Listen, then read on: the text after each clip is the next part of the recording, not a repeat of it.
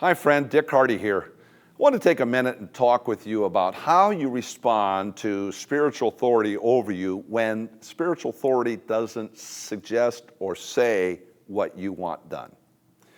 Had an occasion here recently where I was working on a project, and frankly, I thought it was a great idea. I got the idea when I was mowing the yard. I don't know, you have places where you tend to hear things from the Lord. So I'm out mowing the yard, and I had what I thought was an idea from the Lord, and it expanded, and it even doubled to the point where I thought, this could work. So I start down the road of planning this thing that I think is going to be great opportunity. It's going to be of great value to pastors. And I'm moving along, and I'm thinking I'm doing the right thing. And along the way, I suggest to one of the spiritual authorities over me that I say, hey, I'd like to have you come to this thing that I'm planning.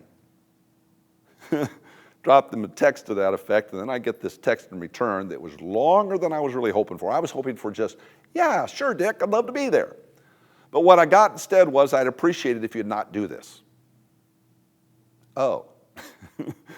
Not quite what I had in mind. And he explains his rationale for it, and I certainly understand from his standpoint the rationale and why he came to that rationale. So I had a choice right there.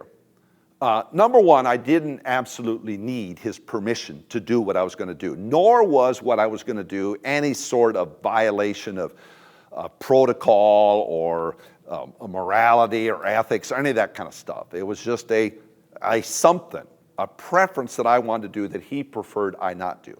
Now, he didn't tell me you absolutely can't, but he said I'd appreciate it if you not. My choice was to respond and say, well, I'm going to do it anyway, or to back off and think about the role of spiritual leadership. And honestly, I chose to say I've watched people respond to spiritual authority over them. I teach people to respond to spiritual authority over them. So I guess at this point, I'd better do the very same thing myself. And I said, no problem, and I'll roll with it. Now, honestly, I'm glad it happened, because from that point on, I just felt unbelievable pressure drop from me. Now, I wasn't going into it to say, let's drop the pressure. But the whole point was, spiritual authority is good. Even when spiritual authority tells you something you disagree with, you need to pay attention to spiritual authority. Now, let me tell you, if you don't have spiritual authority over you, you need to find it. You're not an island, and you're not the top dog yourself. Now, a lot of us run very independent in what we do, and we live in a great land where we can do things because we feel the Lord has given us the opportunity to do it. But you need to pay attention to authority over you. And when you do, you're going to find sailing is much smoother. So I hope you are able to just receive this yourself.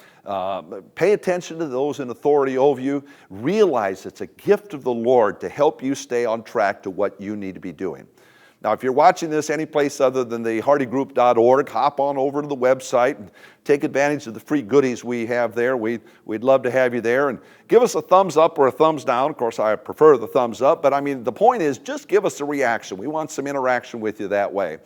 Thanks for the opportunity to be able to share this on the blog today. I hope you have appreciated it. And if it's for you, use it. If it's for someone else, pass it on to them. In the meantime, be blessed and have a great day.